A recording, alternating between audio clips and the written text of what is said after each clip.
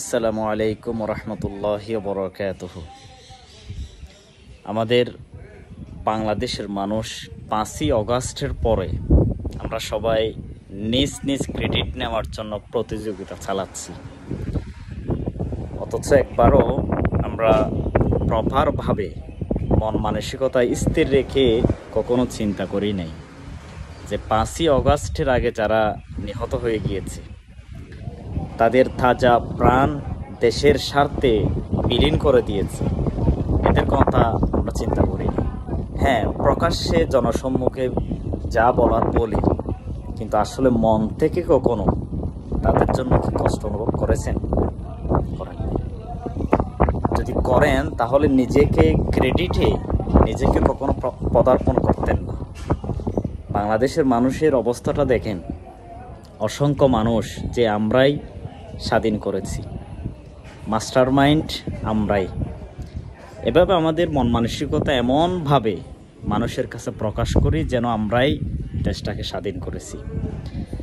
তো আমি সর্বোপরি বলি যে গোটা বাংলাদেশের মানুষই কিন্তু আমাদের দেশকে নতুনভাবে 5ই অগাস্ট স্বাধীন করার সুযোগ আল্লাহ তাআলা আমাদেরকে দিয়েছেন। এটা কোনো আলাদা রাজনৈতিক দল কিংবা অঙ্গ সংগঠন নিজস্ব কোনো ভূমিকা নেই এবং কেউ দিতেও পারবে না।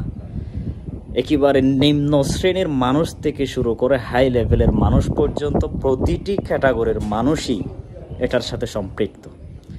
আর সম্পৃক্ত যদি না থাকতো দেশ এভাবে পরিবর্তন কখনো হতো না।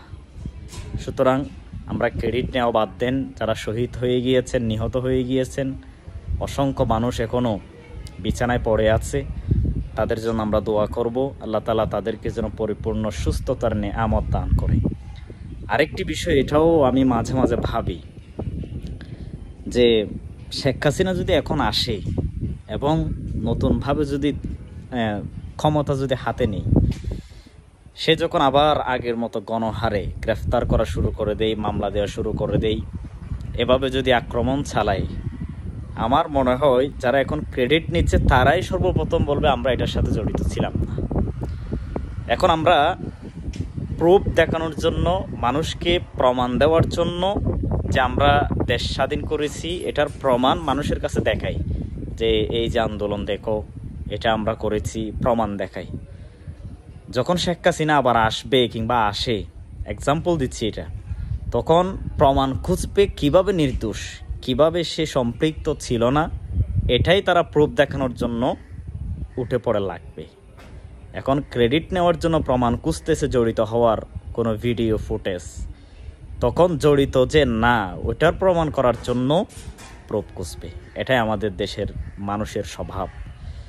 এজন্য সবসময় নিজেকে এভাবে প্রদর্শন করুন, এভাবে নিজেকে মানুষের কাছে উপস্থাপন করুন যেন আপনার সম্পূর্ণ কাজ, আপনার সম্পূর্ণ পদ্ধতি মানুষের স্বার্থ হয়েছে, আল্লাহর স্বার্থে হয়েছে।